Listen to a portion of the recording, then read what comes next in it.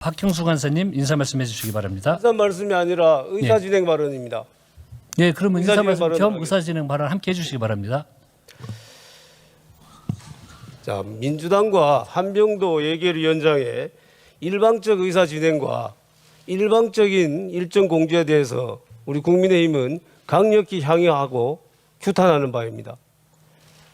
지난 금요일 날에 민주당은 예결위원장을 일방 선출했습니다. 법사위원장도 마찬가지고요. 국회에서 견제와 균형의 원리가 완전히 무너진 것입니다. 법사위원장과 예결위원장을 야당이 갖는 것은 오랜 국회의 전통입니다. 그리고 그 이유는 견제와 균형의 원리를 통해서 국민의 행복과 안전을 더욱더 잘 보장하기 위한 것입니다. 그런데 민주당은 이걸 완전히 무시하고 있어요. 행정권과 입법권 다 가지고 있고 국회 내에서도 법사위원장, 예결위원장을 다 가지고 있습니다. 입법 독주를 넘어서 예산 독재까지 지금 하려고 하는 것입니다. 민주당의 한병도 위원장이 예결위원장으로 선출되고 난 이후에 바로 한 일이 뭡니까? 일정은 일방적으로 공지한 겁니다. 지난 금요일 날 일정 공지했습니다. 일정 공지하면서 오늘 종합정책질의를 단 하루만 실시하겠다. 내일은 소위를 하겠다. 7월 3일에는 전체 의결을 하겠다. 마음대로 일정을 다 정합니다. 우리는 허수아비입니까? 들러리입니까?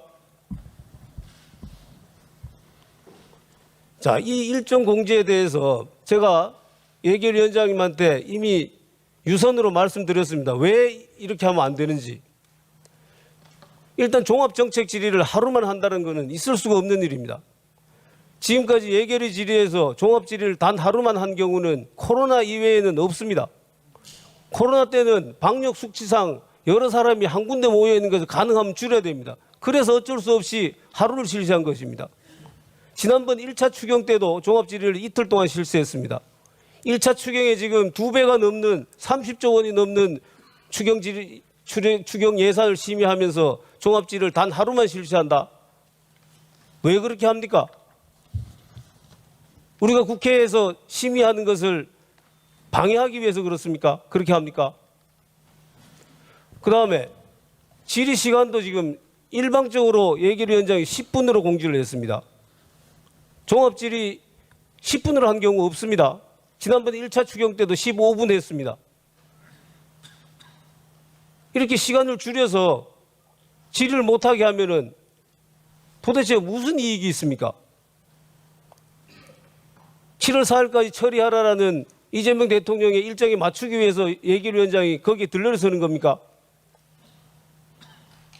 지난번 시정연설 때 이재명 대통령이 얘기를 했습니다. 야당에게도 예산에 대해서 충분히 얘기를 하시라고 얘기를 했습니다.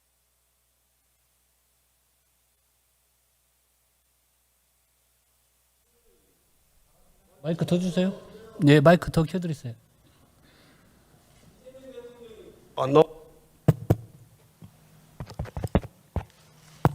이재명 대통령이 시정연설 때 야당 의원들에게도 충분히 예산에 대해서 얘기할 수 있도록 하겠다고 했습니다. 그 얘기를 거짓말로 만들고 있는 것이 바로 민주당과 한병도 예결위원장입니다. 아니, 예산을 심의할 시간이 없는데, 예산을 살펴볼 시간도 없는데 어떻게 의견을 개진하겠습니까? 형식적으로 말만 의견 개진하라 그러고 실제로는 정부가 원하는 대로 뚝딱 해치우겠다. 이것이 민주당의 작전입니까?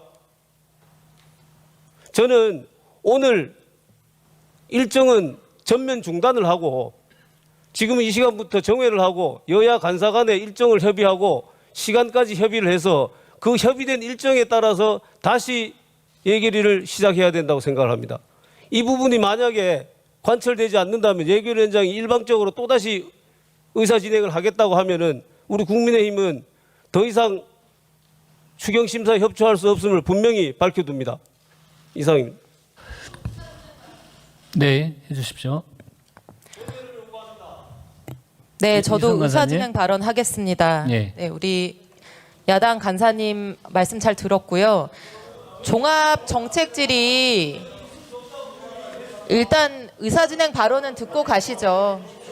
본인 주장만 하시고 상대 주장은 듣지 않는 게 그게 무슨 태도입니까? 예, 의사진행 발언해 주시고 그게 지금 의원님 계속 예결위를 해주세요. 제대로 진행하자고 하는 태도입니까? 본인들 주장만 하고 상대 주장은 듣지 않고 그러면서 무슨 종합정책 질의를 이틀을 합니까? 제가 말씀드리겠습니다. 종합정책 질의 하루 하면 안 되고 이틀을 꼭 해야 한다고 하시는데요. 시간 끌기 외에 어떤 목적이 있는지 저는 의문입니다.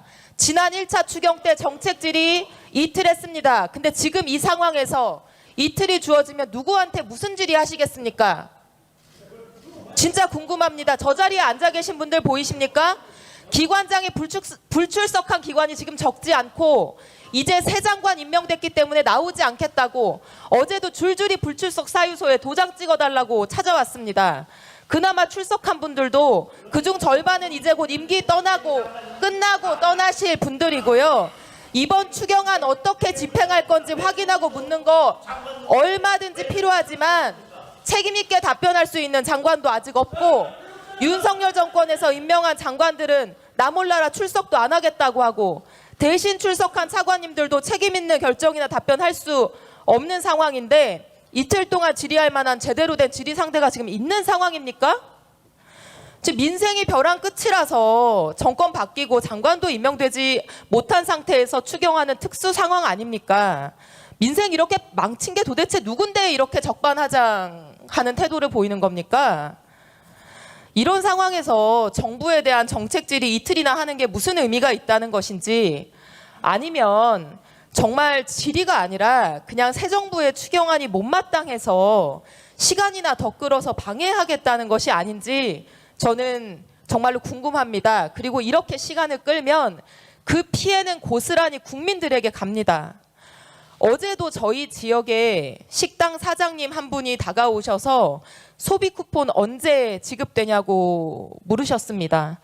몇 달째 손님이 없어서 근근히 버티고 있는데 그것만 기다리고 있다고 합니다. 아마 비수도권은 더 심각할 겁니다. 그분께 제가 말씀드렸습니다. 어떻게든 이번 주 안에 반드시 국회 통과시켜서 오래 기다리시지 않게 해드리겠다고 했습니다.